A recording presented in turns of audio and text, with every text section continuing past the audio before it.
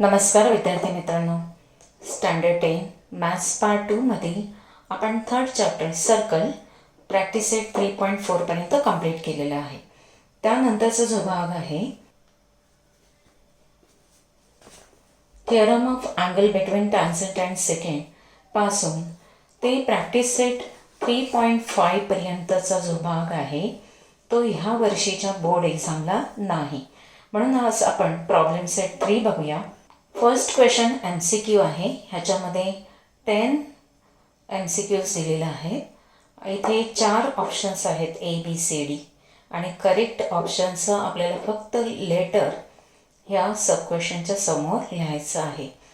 तर फर्स्ट बघूया आपण. 2 circles of radii 5.5 centimetre and 3.3 centimetre respectively touch each other. What is the distance between their centres? आता हे 2 circles touching circles आहेत, पण ते इंटरनली की एक्सटर्नली हे काय दिलेलं नाही. म्हणून आपण दोन्ही पॉसिबिलिटीज लक्षात घेणार आहोत. दोन्ही सर्कल्स जर हे सर्कल्स एक्सटर्नली टचिंग असतील तर त्यांच्या सेंटरमधील डिस्टन्स हे AT + BT म्हणजे सम ऑफ देअर रेडियाई. म्हणजेच AB डिस्टन्स असेल सम ऑफ देअर रेडियस म्हणजेच 5.5 + 3.3 हे दिलेलं आहे इज इक्वल टू 8.8 सेंटीमीटर. आणि जर सर्कल्स इंटरनली टचिंग असतील तर त्यांच्या सेंटरमधील डिस्टन्स हे त्यांच्या रेडियाईमधले डिफरन्स एवढं आहे. म्हणजेच AB is equal to larger radius minus smaller radius. 5.5 - 3.3 is equal to 2.2 centimetre. म्हणजे इथे दोन्ही ऑप्शन्स 8.8 सेंटीमीटर और 2.2 सेंटीमीटर असायला हवे. इथे फर्स्टचं आन्सर D येईल. इथे दोन्ही आन्सर्स येतात. सेकंड क्वेश्चन बघूया आपण. 2 circles intersect each other such that each circle passes through centre of the other. If the distance between their centres is 12, what is the radius of each circle? आता इथे 2 circles एकमेकाच्या सेंटरमधून जात आहेत. म्हणजेच दोन्ही सर्कलच्या सेंटर जे आहेत ते एकमेकावर आहेत. सपोज A आणि B आहे, तर AB ही फर्स्ट सर्कलसाठी रेडियस होते, तर सेकंड सर्कलसाठी रेडियस होते BA आणि हे डिस्टन्स दिलेलं आहे 12. म्हणजेच दोन्ही सर्कलची रेडियस इक्वल असून ती किती आहे? 12 सेंटीमीटर आहे. जे ऑप्शन B करेक्ट आहे. थर्ड सब क्वेश्चन आहे. A circle touches all sides of a parallelogram, so the parallelogram must be a dash. म्हणजेच एका पॅरेलेलोग्रामला जर सर्कल टच होत असेल, ऑल साईड्सला आतून टच होत असेल, तर ही 4 साईडसुद्धा इथे असायला हवी. म्हणजेच ही 4 साईड ह्या सर्व साईड्स इक्वल असतील तेव्हा ते सर्कल सर्व बाजूनी टच होईल. म्हणजेच हा रोम्बस असायला हवा, तेव्हाच ते सर्कल आतून सर्व साईडनं टच होईल. म्हणजेच इथे ऑप्शन B करेक्ट आहे. नेक्स्ट आहे fourth. Length of a tangent segment drawn from a point which is at a distance 12.5 centimetre from the centre of a circle is 12 centimetre. Find the diameter of the circle. Length of the tangent segments कुठून draw केलेले आहे? From a point. किती डिस्टन्सवर आहे? 12.5 centimetre from the centre आहे. आणि ही length of tangent किती दिलेली आहे? 12 सेंटीमीटर. तर आपल्याला diameter of the circle find करायचं आहे. म्हणजेच इथे आपण जर सपोज सर्कल ड्रॉ केलं आहे आणि सेंटर O आहे, P हा पॉईंट आहे, डिस्टन्स दिलेलं आहे P पॉईंटचं 12.5 सेंटीमीटर आणि length of the tangent segment PA दिलेला आहे 12 सेंटीमीटर. तर आपल्याला प्रथम आपण रेडियस फाइंड करूया OE. Now radius OE is perpendicular to line PA. Tangent theorem. Therefore measure angle OAP is equal to 90 degree. Triangle OAP मध्ये आपल्याला 2 साईड्स माहिती आहेत. म्हणजेच पायथागोरस यूज करून आपण OA थर्ड साईड फाइंड करू शकतो. कसं फाइंड करणार? तर OP square hypotenuse square is equal to PA square plus OA square. OP दिलेला आहे 12.5 square is equal to P A आहे 12 bracket square plus O A square 0.5 unit प्लेसला 5 आहे म्हणजे 5चा स्क्वेअर 25 आणि 12च्या पुढचा नंबर आहे 13. त्या दोघांचा प्रॉडक्ट 156 येतो आहे. 12 square 144 plus O A square. Therefore, OA square is equal to 156.25 minus 144. Answer येईल तुम्हाला 12.25. म्हणजेच OA square is equal to किती आले 12.25. ह्याचं स्क्वेअर रूट काढलं तर किती येईल 3.5 bracket square is equal to OA square. म्हणजेच OA आपल्याला 3.5 मिळाले. रेडियस ओ ए ही 3.5 आहे म्हणून डायमीटर त्याच्या double 2 times radius that is 7 centimetre. म्हणजेच आन्सर इथे सी ऑप्शन करेक्ट आहे. फिफ्थ आहे if two circles are touching externally how many common tangents of them can be drawn. जर 2 सर्कल्स एक्सटर्नली टचिंग असतील तर त्यांना कॉमन टॅन्जंट्स किती draw करता येतील हे आपल्याला दाखवायचं आहे. तर टचिंग पॉईंटमधून जाणारी एक लाईन जी आहे ती दोन्ही सर्कलला कॉमन टॅन्जंट आहे. त्याचप्रमाणे ही एक लाईन जी आहे ती दोन्ही सर्कलला टच होते आणि ही थर्ड लाईन आहे जी दोन्ही सर्कलला कॉमन टॅन्जंट आहे. अशा प्रकारे आपल्याला 3 लाईन्स कॉमन टॅन्जंट म्हणून ड्रॉ करता येतात. म्हणजे फिफ्थसाठी ऑप्शन आहे C. Number 6. Angle ACB is inscribed in an arc ACB of a circle with center O. If angle ACB is equal to 65 degree, then find measure arc ACB. ACBचा measure तुम्हाला find करायचा आहे. इथे angle ACB जो आहे तो inscribed आहे. कोणत्या आर्कमध्ये इन्स्क्राइब केलेला आहे ACB हा कोणत्या आर्कमध्ये इन्स्क्राइब केलेला आहे ACB मध्ये केलेला आहे आणि ह्या अँगलचं मेजर 65 डिग्री दिलेलं आहे. तर आपल्याला ह्या आर्क ACBचं मेजर किती हे फाइंड करायचं आहे. इथे आपल्याला इन्स्क्राइब्ड अँगल थेरम वापरायचा आहे आणि angular measure of the circle ही प्रॉपर्टी म्हणजे 360 डिग्री आहे हे वापरायचं आहे. Measure angle ACB is equal to half measure arc AXB inscribed angle theorem. पण हे अँगलचं मेजर किती आहे 65 डिग्री म्हणजेच ह्याच्या डबल 2 टाइम्स AXBचं मेजर असेल. 65 2 are 130 डिग्री. आपल्याला आर्क ACBचं मेजर हवं आहे. पूर्ण सर्कलचा अँग्युलर मेजर किती आहे 360 डिग्री आहे. 360 मधून हा आर्क AXB मायनस केला मेजर आर्क AXB किती आहे 130 मायनस केला की उरलेला आर्क ACBचं मेजर मिळत आहे. म्हणजेच हे किती आलं 230 degree. Measure arc ACB is equal to 230 degree. इथे 6साठी डी ऑप्शन करेक्ट आहे. 7th आहे ते हे बोर्ड एक्झामसाठी नाही. 8th बघूया आपण. In a cyclic quadrilateral ABCD twice the measure angle A is thrice the measure angle C. Then find the measure angle C. Major of the angle C. आपल्याला Cचं measure find करायचं आहे. आता हा quadrilateral ABCD कसा आहे cyclic आहे. Cyclic आहे म्हणजे चारही व्हर्टायसेस हे एका सर्कलवर आहेत. ABCD ड्रॉ केला आहे ABCD. ह्याच्यामध्ये सायक्लिक क्वाड्रिलॅटरलची प्रॉपर्टी यूज करायची आहे. थेरम यूज करायचा आहे की opposite angles are supplementary their sum is 180 degree. म्हणजेच हा अँगल जर सपोज एक्स असेल तर मेजर अँगल C हा 180मधून एक्स मायनस करून आपल्याला मिळेल. म्हणजेच दोन्ही अँगलची सम किती असते 180 डिग्री आहे. आणि ह्या दोन अँगल्समधलं आपल्याला कंडिशन दिलेली आहे twice the measure angle A is thrice the measure angle C. म्हणजे अँगल Aचं मेजर किती आहे एक्स आहे त्याचं ट्वाइस म्हणजे 2ने मल्टिप्लाइड केलं is equal to 3 times measure angle C.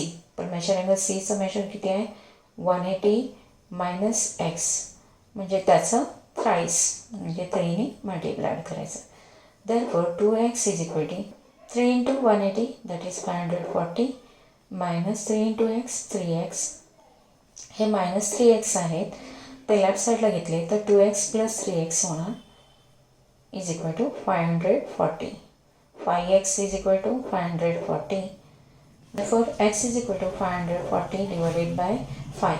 इथे 5ने डिवाइड करताना एक लक्षात घ्यायचं आहे की 5 1 = 5 आणि बरीच मुलं 5 8 = 40 करतात, पण 4 आपण कॅरेट करतो आहे आणि 4ला 0चा भाग लागतो म्हणून 0. मग आपण 0 घेणार. 5 8 = 40. therefore x is equal to किती मिळालं आपल्याला 108 डिग्री. म्हणजे अँगल एचा मेजर आपल्याला 108 डिग्री मिळाला. मग अँगल सीचा मेजर 180 - 108 डिग्री म्हणजेच किती मिळेल आपल्याला अँगल सीचं मेजर हे 72 डिग्री मिळते. Measure angle C is equal to 72 degree. B option correct आहे. त्यानंतर 9th एक्झाम्पल आहे. Points A B C are on a circle such that measure arc AB is equal to measure arc BC is equal to 120 degree. No point except point B is common to the arcs. Which is the type of triangle ABC? आपल्याला इथे सर्कलमध्ये arc AB आणि arc BC ह्या दोघांचा major दिलेला आहे. 120 degree दिलेला आहे प्रत्येकी. म्हणजे दोन्ही आर्क हे कॉन्ग्रुएंट आहेत. दोन्ही आर्कला एकच फक्त बी पॉईंट कॉमन आहे. आणि आपल्याला माहिती आहे की angular measure of the circle 360 degree आहे.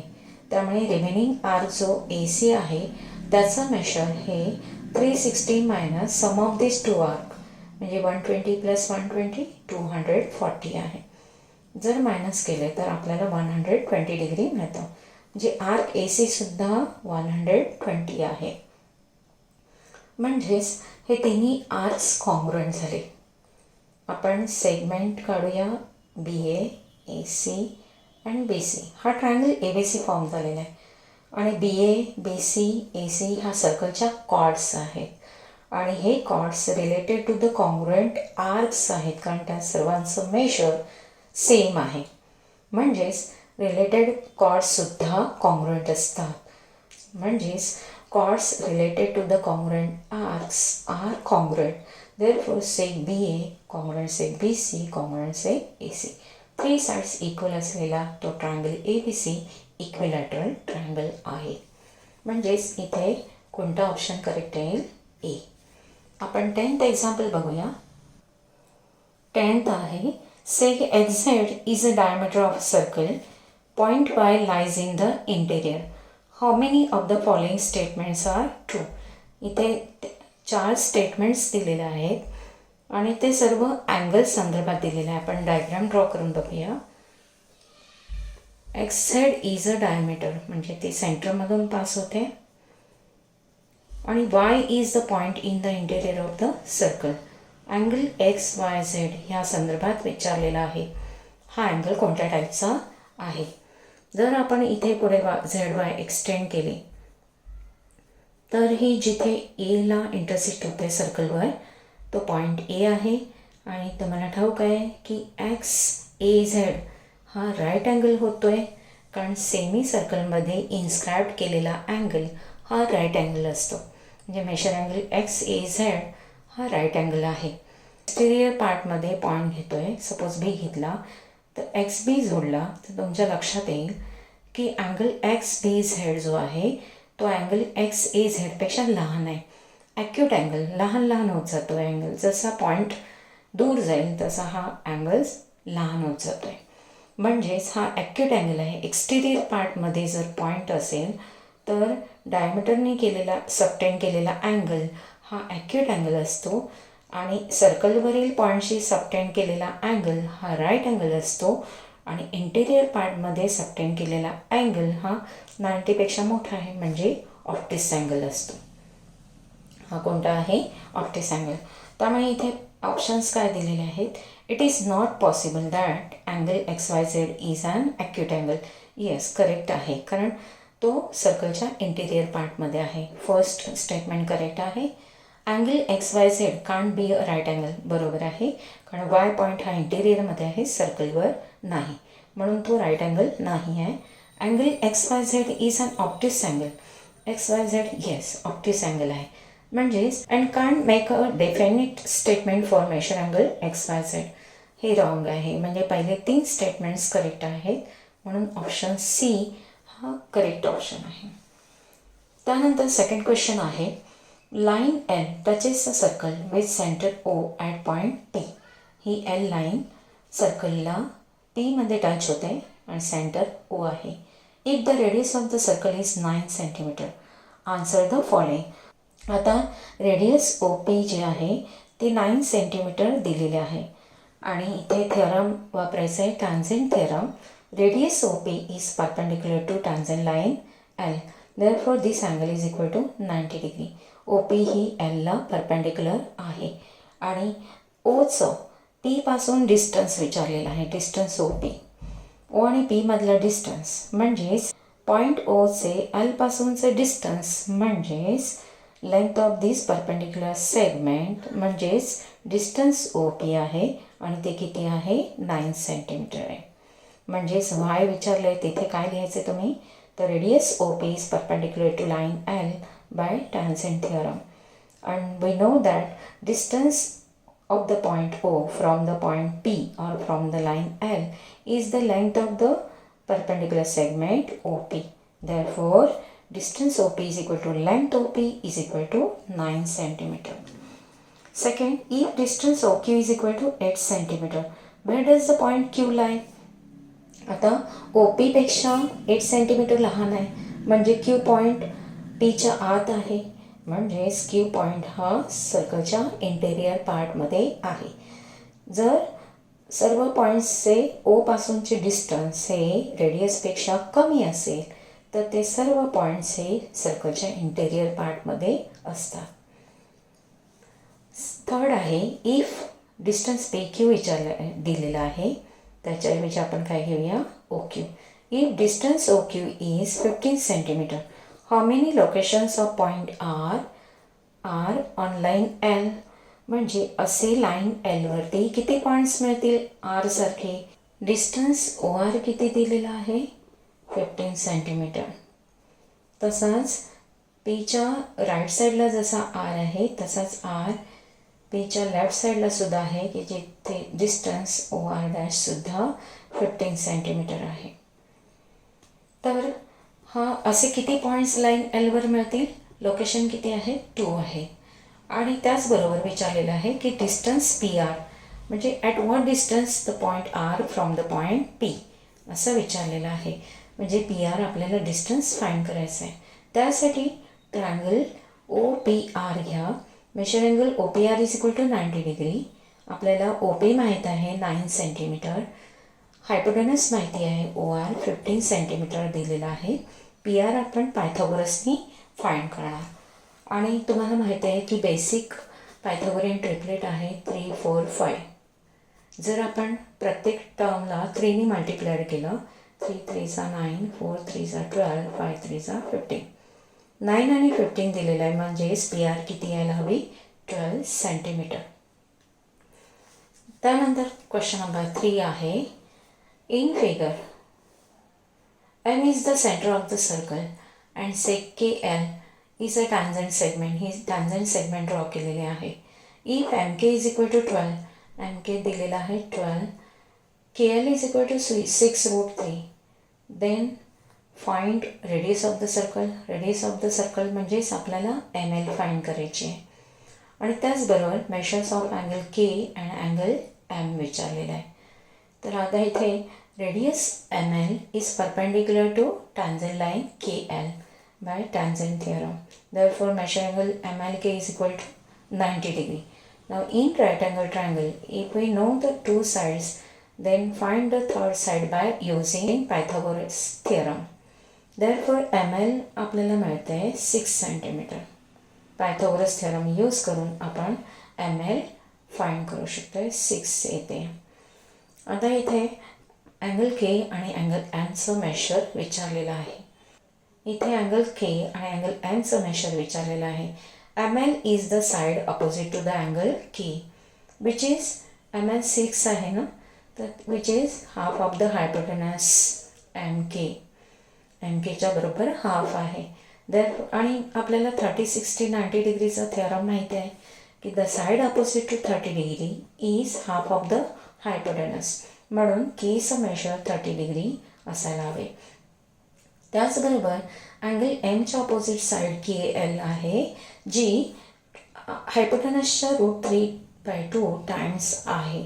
म्हणजे 12ला 2ने डिवाइड केलं तर 6√3 येते.